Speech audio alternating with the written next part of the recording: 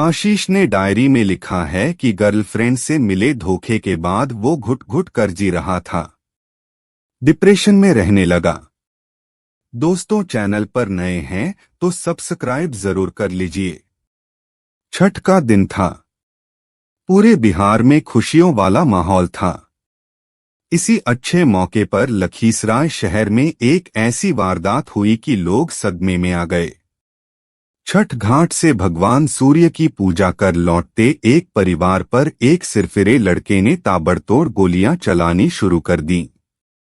हमलावर ने एक एक कर 6 लोगों को लहूलुहान कर दिया। सरेआम फायरिंग और गोलीबारी की इस वारदात से देखते ही देखते पूरे शहर में सनसनी फैल गई। आनन फानन में गोलियों का शिकार बने लोगों को उठाकर अस्पताल ले जाया गया, लेकिन बदकिस्मती से 2 भाइयों की तो मौके पर ही मौत हो गई, जबकि उनकी 24 साल की बहन ने अस्पताल में दम तोड़ दिया। उधर ताबड़तोड़ फायरिंग करने वाला शख्स हमले को अंजाम देकर मौका-ए-वारदात से फरार हो चुका था। 3 लोगों की मौत के बाद नया खुलासा। ये हमला झा परिवार पर हुआ था। अब सवाल उठने लगा कि आखिर हमलावर कौन था? उसने झा परिवार को क्यों निशाना बनाया? क्या इस वारदात में हमलावर अकेला ही शामिल था या फिर इसके पीछे कोई और भी था? आखिर इस पूरे वारदात की वजह क्या थी? तो पुलिस की तफ्तीश में जल्द ही कहानी साफ होने लगी। जांच शुरू हुई तो पता चला कि आशीष चौधरी नाम के जिस नौजवान ने झा परिवार पर हमला किया, वो इस परिवार की एक बेटी के साथ एकतरफा प्यार करता था और लड़की के इनकार करने पर उसने इस वारदात को अंजाम दिया। 24 साल की वही बेटी जिसकी इस वारदात में मौत हो चुकी थी। ये है कातिल की असली कहानी। जब पुलिस ने इस मामले की जांच आगे बढ़ाई तो जो सच्चाई सामने आई उसने हर किसी के होश उड़ा दिए। इन पंक्तियों के लिखे जाने तक पुलिस हमलावर आशीष को गिरफ्तार तो नहीं कर सकी थी, लेकिन तलाशी के दौरान उसके घर से एक ऐसी डायरी मिली जिसने इस कहानी को काफी हद तक साफ कर दिया। पुलिस की माने तो आशीष के घर की तलाशी के दौरान उसके घर से पुलिस को एक डायरी मिली जिसमें आशीष ने अपने लव लाइफ को लेकर 15 पन्ने का एक नोट लिखा था। आरोपी ने उसे नाम दिया था अतीत। पुलिस ने इस नोट के हवाले से बताया है कि झा परिवार की बेटी दुर्गा के साथ आशीष का अफेयर चल रहा था। आरोपी ने लिखा है 15 पन्नों का नोट। इस अफेयर के चलते ही दोनों लखीसराय छोड़कर घर वालों से छुपकर पटना में लिव-इन में भी रह रहे थे, और जब दोनों लिव-इन में थे तब उसने अपना और दुर्गा का खर्चा उठाने के लिए काफी मेहनत की।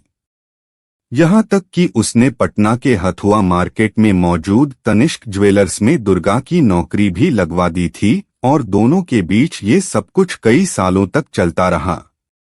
लेकिन कहानी में असली ट्विस्ट तब आया जब दुर्गा ने कथित तौर पर आशीष को धोखा देना शुरू कर दिया।